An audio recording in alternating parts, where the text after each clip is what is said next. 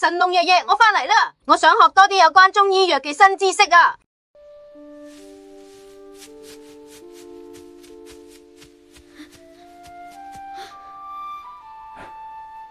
你返嚟啦，我哋開始今日記中醫藥知識小課堂啦。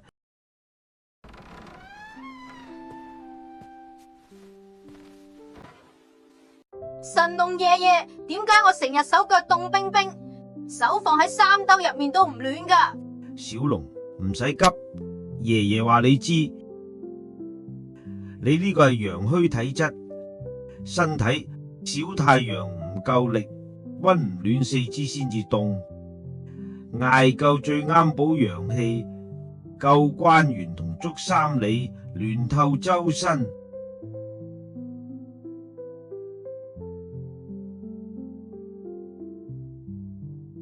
暖粒粒好舒服，溫溫地先有效，灸15分鐘就夠。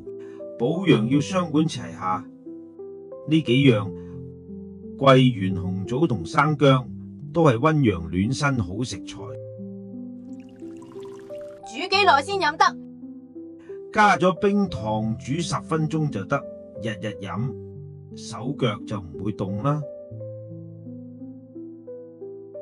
好好飲，手腳都暖晒啦。陽虛要慢慢補，堅持就好。神農爺爺，我去玩啦，手腳暖晒，好跑得快。記住日日堅持。